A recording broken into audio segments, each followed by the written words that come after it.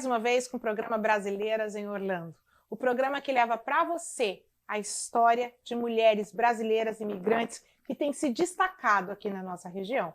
E hoje nós temos o privilégio de ter conosco a Alessandra Barreto. Tudo bom, Ali? Tudo ótimo. Muito bom estar aqui com você. Muito obrigada. Eu sei que você é uma mulher busy como todo mundo aqui na América. E você separou um tempo para compartilhar um pouquinho da sua história conosco. Muito obrigada. Nada, imagina. E agora me conte, quem é a Alessandra Barreto? Eu sou a discípula de Jesus, esposa do João Paulo, mãe da Luísa e do Lucas. Uma mulher de fé. E é exatamente por isso que eu te chamei para estar aqui conosco hoje, porque você tem uma história linda para compartilhar. E eu espero que todo mundo que assista esse programa também se sinta motivado a ter a mesma fé que você teve diante de um grande desafio. Você veio para cá, para Orlando, com um objetivo, certo? O que te trouxe para cá? O que me trouxe foi um tratamento do meu filho, que foi diagnosticado com autismo em 2014 e aos 2 anos e meio. E começamos um tratamento com ele, com um médico americano de New Jersey, que é em 2014, em dezembro de 2014. E como a gente seguiu esse tratamento de forma muito intensa, vínhamos para cá 2 vezes ao ano, passávamos 2 meses aqui. E era muito tratamento para pouco tempo. Então era muito pesado para ele. Uhum. Então meu esposo falou que queria no final do tratamento, né? Que foi quando a gente teve meio que a alta de Lucas. Ele falou, agora eu quero fechar com chave de ouro, eu quero passar 1 ano. A gente veio passar 1 ano. Aqui nessa... Aqui nessa terra. Eu conheço essa história. Mas aqui, antes de você chegar nesse médico, me conta um pouco dessa sua história. Você tem 2 filhos, certo? Sim. Lucas e Luísa. Lucas é o mais novo ou mais velho? É o mais novo, tem Lucas, 9 anos. Lucas tem 9 anos. Como foi que você detectou no Lucas algum indício de que ele tinha alguma ponta de autismo? Não diagnostiquei, não pensei nisso hora nenhuma. Como foi o processo? Porque o Lucas, ele era muito quieto, muito tranquilo, muito sereno. E só que ele era isoladinho, ele não se envolvia com as outras pessoas. E ele não falava. E levamos ao pediatra, e o pediatra falou, olha, ele não fala, mas não tem problema. Uhum. Não é uma grande coisa. E fomos procurar uma fonoaudióloga. Essa fonoaudióloga chegou na nossa casa e falou em 5 minutos. Eu trabalho com crianças autistas há mais de 15 anos e ele tem autismo. Uau! Como foi isso para você? Não, foi um choque, né, para nós, para nossa casa. Eu imagino. E procuramos os neurologistas para termos um diagnóstico. A primeira médica que fomos foi terrível e ela disse que ele não teria relacionamento conosco, que ele teria uma subvida, foi esse o termo, subvida. Surreal ouvir Foi isso. Foi surreal e eu chorava e eu, não, mas eu já estou fazendo natação, já estou fazendo fono. E ela falou assim, mas tudo isso que você vai fazer não vai mudar o que ele é. Foi muito difícil. E duro? Muito. Não, só fazia chorar. Eu saí de lá quase que sem andar. Eu lembro da escadinha assim, né, que eu descia para ir para o pátio, né, no hospital. E eu não conseguia pisar. Pisar as pernas. Assim, bem fatídico, né? Um diagnóstico assim. Da forma que foi. E aí fomos a outra médica, muito conhecida também, tida como a melhor, Rita Lucene, e ela deu o diagnóstico dele. E foi muito boa, ela tem 3 dias de consulta com a criança para poder dar um diagnóstico. Uau, ela grava absolutamente tudo que é feito. Vocês são de? Salvador. E essa médica é de lá? De Salvador. E essa médica passou o diagnóstico e comentou na hora assim, olha, tem uma mãe que eu conheço que tirou o filho do autismo. De todos os pacientes que ela tem uma mãe que tirou. E aí ela passou assim a ficha rápida, só que eu peguei o nome da criança e ela disse, olha, faz terapia no mesmo lugar que o Lucas faz. E aí eu fui correndo no mesmo dia na clínica, quero o telefone da mãe desse menino aqui, e consegui. Que não deve ter sido fácil. Não foi nada fácil. E consegui o contato com ela, e ela foi uma parceira, né? Foi receptiva? Eu dizia a ela assim, eu sou discípula de 2 pessoas, de Jesus e de você. Tudo que eu ia fazer. Que agora eu vou seguir os seus passos. Sim. O filho dela é mais velho que o Lucas? Mais velho, tem uns 2 anos a mais. Mas um menino muito joia, um amor. E ela e outro rapaz também colaram muito comigo e me ajudaram e tudo que eu ia fazer. Esse outro rapaz também tem um filho diagnosticado com autismo? É uma menina. Uhum. E todos faziam tratamento com esse médico aqui nos Estados Unidos. Uhum. Então eles vinham. Então foi essa mãe que te indicou este médico aqui nos Estados Unidos? Os dois faziam com ele. Uhum. E aí tem um grupo, né, dos pacientes desse médico, né, o Brander, e a gente trocava muita experiência, e o grande diferencial era quem dava continuidade, porque era difícil. Quando você começa um tratamento, primeiro foi a metil B12, que é uma injeção, né, é injetável, metil injetável. Logo que dá, a criança fica impossível. Transtornada? Lucas era assim, como caiu o céu, ele estava quietinho. E aí, depois dessa injeção, chegava no shopping, se jogava no chão. Mas por quanto tempo fica esse comportamento? Depende da mudança. Essa daí demorou mais, que foi a da metil. Depois ele teve a mudança de um outro suplemento que ele tomou, que foi o DRN, que é o suplemento mais forte que ele teve. Teve algumas fases que ele teve. Então, deixa eu ver se eu entendi. O seu cuidado com ele é em cima de suplementação, medicação? Esse é o tratamento biomédico, porque não usa medicação, usa suplementação. Então ele faz um mapa, né, do corpo do seu filho, de acordo com os exames, que é feito na própria clínica. A gente veio para cá, fizemos todos os exames, e ele faz todo o mapeamento, uma consulta bem demorada, que ele faz, inclusive, depois ele te passa todas as coisas, o follow-up, né, da consulta. E essa consulta, ele traz todo detalhado, como é que funciona o organismo do seu filho, quais as dificuldades, quais as situações. Mas essa é uma parte, a parte de você reestruturar o corpo. E a outra parte, a parte de você dar a ferramenta, né, para ele poder usar, que são as terapias, os tratamentos. Então é um conjunto de coisas assim, né? Na verdade, você me descrevendo, a sensação que eu tenho é que foi um tratamento em conjunto. Sim, tem que ser. Ser. Um tratamento não só para o Lucas, mas um tratamento para você também. Porque, de certa forma, dependia totalmente de você, né? Totalmente. E o teu empenho, a sua dedicação, e sem desistir. Sim. No meio do caminho, porque não devia ser fácil. Você mudou toda a estrutura da sua vida para atender o seu filho nessa necessidade. E é por isso que eu disse assim, que muita gente desiste, porque às vezes em uma determinada suplementação, a criança desregula, descontrola. E aí muitos pais falam assim, tá muito difícil. E aí volta e não continua naquela suplementação que ele estava dando. Então ela não vai surtir aquele efeito que o médico estava esperando. Então você começa e para, não vai dar o resultado. Então tem que dar continuidade. Tá tudo ruim, tá todo desregulado, tá todo mal. Mas se é para terminar, e aí depois vem os benefícios. Qual foi a sua sensação quando você entendeu que o Lucas realmente era autista e ele precisava de um tratamento? Você teve uma fase de depressão, você teve uma fase de negar, ou você right away entendeu que você precisava arregaçar as mangas e ir atrás disso? Right away. No mesmo segundo. Eu desliguei o telefone ali, marcando a consulta, já marquei natação, não sei o quê. Eu tinha muito forte que eu ia tirar ele disso, assim, né? Que eu ia lutar por ele. E um sentimento muito forte em mim é que eu não queria que ele sentisse de mim que eu não aceitava o que ele era, sabe? Eu queria assim que ele a todo tempo pensasse, é leve para minha mãe, é prazeroso para minha mãe. Cuidar de mim. Cuidar de mim, sabe?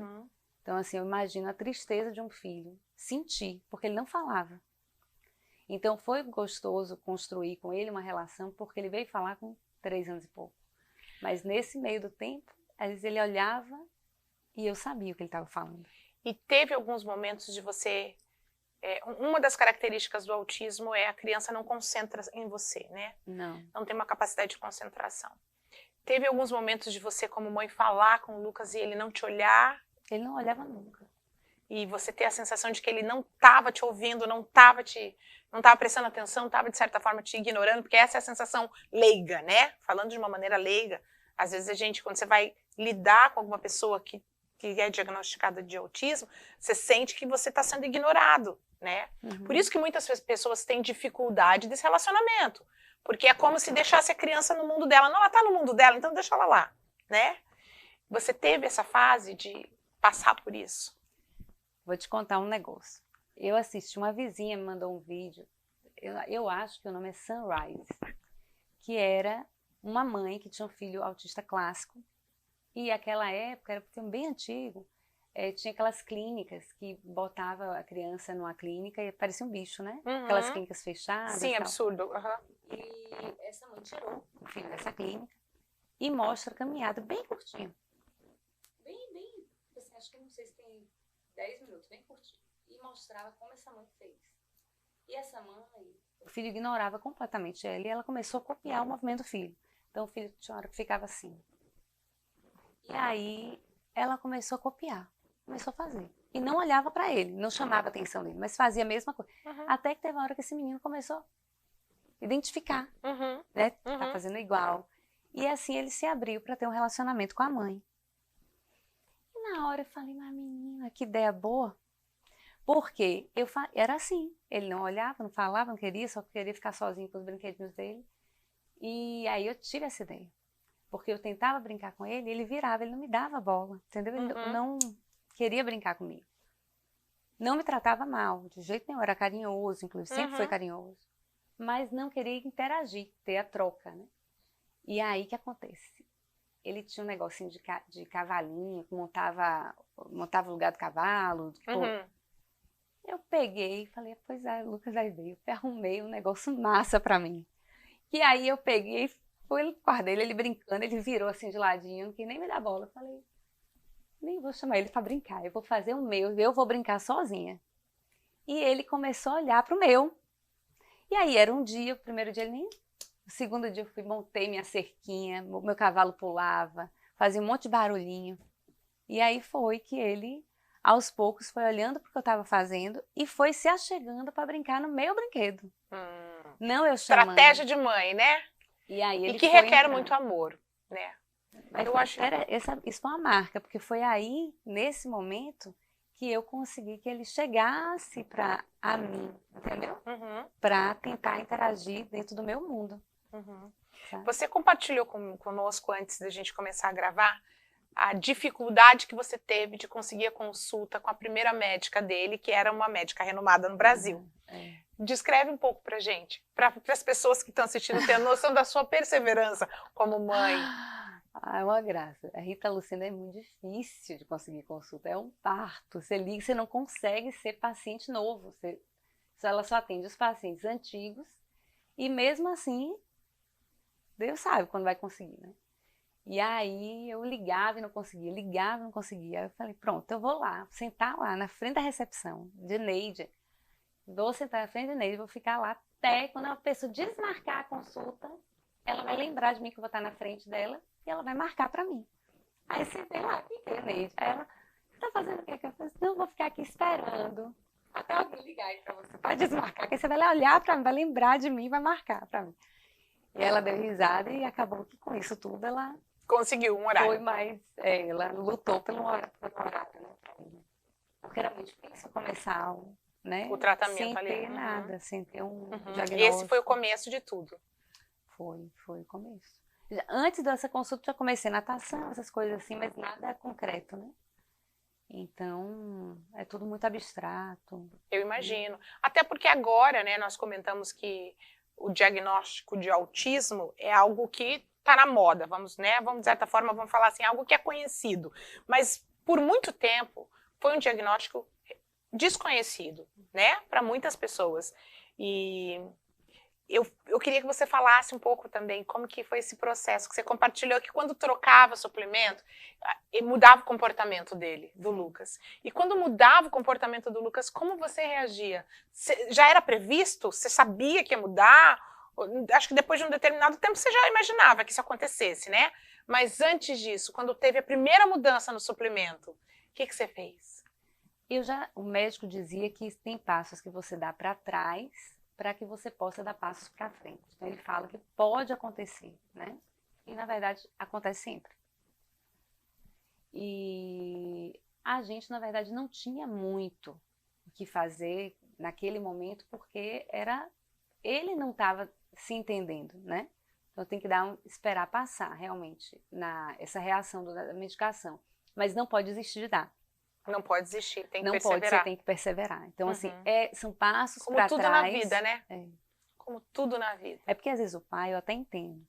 A mãe pensa assim, eu tô perdendo meu filho, tô perdendo no tratamento, tá sendo ruim pro meu filho. Não tá dando o resultado desejado. Isso, e não é. Falando nisso, conta pra eles aquilo que você compartilhou comigo, que um tratamento, antes de encontrar esse médico, você passou por uma outra médica, que era uma médica, ou era um médico? Um médico. Um médico. Conta pra gente essa experiência, que ele era um médico também renomado no Brasil, e você foi fazer o tratamento com ele, e aí? Nossa, essa história. A gente fez o tratamento com o Lucas e quando a gente veio para os Estados Unidos, os exames dele de alergia sempre davam alterados, alergia alimentar. Então eu pensei, aí começou a ficar famoso esse médico no Brasil, saiu no Fantástico e tudo, como médico tratava muitas enfermidades alimentares, que tinha um protocolo muito bom, que estava curando muita gente. E eu falei, pronto, é esse médico aí. Vou eu para o Rio de Janeiro ter a consulta com esse médico. E fiz a consulta, Lucas já estava muito bem, com 2 anos de tratamento, já era o final, e eu pensei que ia fechar com chave de ouro, né? E na hora, são 2 meses de tratamento terrível, é o pior tratamento, pior do mundo, porque ele pode comer, tipo assim, 2 frutas, 2 verduras e 2 temperos por dia. Tudo que ele for comer tem que ser esse daqui, esse grupo alimentar. E cada dia da semana é um grupo alimentar diferente.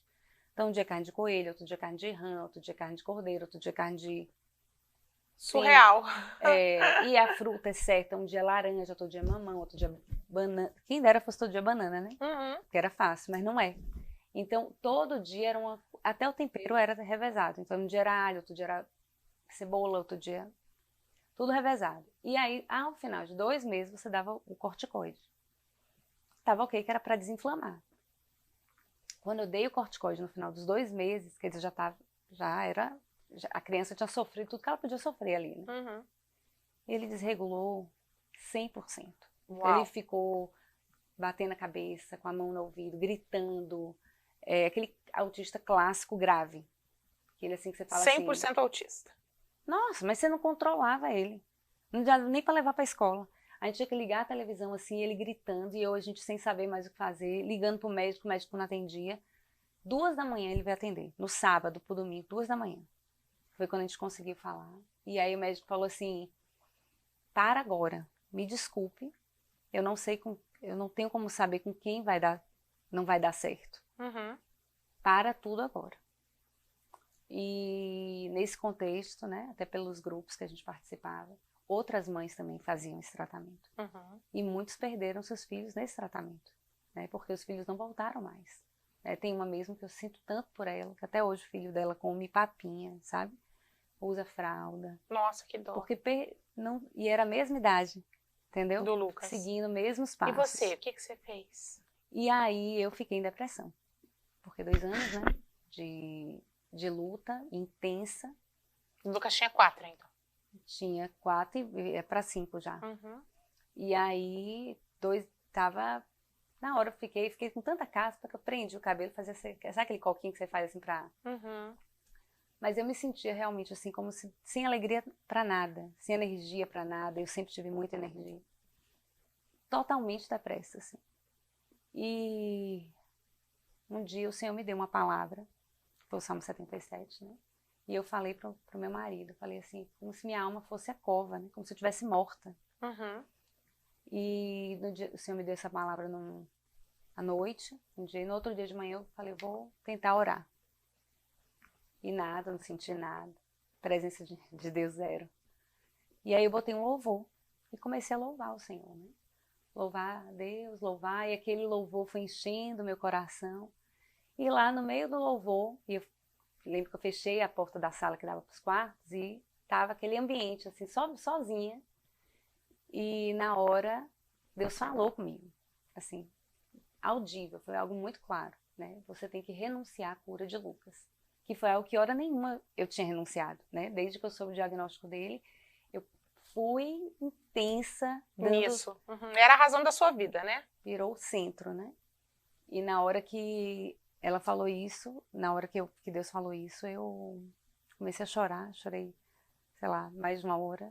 E depois Seria você abrir mão daquilo que era o mais importante para sua vida naquele momento.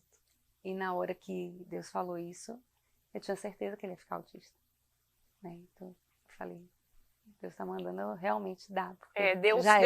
Eu lembro que você usou essa frase para mim. Era como se Deus estivesse dizendo para você que ele queria ele autista. E aí na hora eu parei, depois de muito chorar, eu consegui, né, renunciar. E fiz uma carta ali pro Senhor, né, declarando aquilo, e expressando o que eu sentia, mas que nada ia me afastar do amor de Deus, né? Uhum. E pronto. 2 dias depois, aí parou a caspa no mesmo dia. Impressionante. O João entrou assim no lugar que eu estava, ele, o que foi que aconteceu aqui? Meu rosto mudou. É impressionante como... Você tirou um fardo de você, né? Uhum. Sabe, com a cara inchada, mas com o rosto alegre. Né? Uhum. E aí, depois disso, 2 dias depois, Lucas voltou ao normal, assim. Da mesma forma. No mesmo nível do tratamento que estava. No mesmo nível do tratamento que estava. Milagre total. Porque isso foi bom para mim, para eu ver que todo aquele meu esforço não foi o que curou o meu filho. Uhum. Né? Foi a mão de Deus, porque eu teria perdido ali, nos 45 do segundo tempo, quando eu achei que eu estava com a vitória ganha, né? Uhum. Eu perdi. Mas eu acho assim, é interessante a gente ver que a caminhada com Deus sempre requer renúncia. Você sempre abre mão de alguma coisa. Se você for ver grandes histórias da Bíblia, né? Abraão, ele teve que abrir mão de estar no convívio da família dele para ir para um outro lugar que ele nem sabia onde era, que na época não tinha internet, Sim. Na época não tinha GPS, não se tinha um mapa sequer para ter noção de onde é que ele estava indo. Mas exigiu dele muita fé. E eu vejo que diante de impasses como esse, se você tivesse cruzado seu braço já desde o começo e tivesse aceitado a situação como done, como se tivesse, se ela fosse realmente aquele contexto só, né? Não tivesse se empenhado em ir atrás, você hoje talvez tivesse sim um filho autista, né? Você provavelmente. Sim. Mas Deus, ele usa a nossa fé para abençoar. Eu creio que foi Deus que curou o Lucas. Sim. Eu tenho completa convicção disso.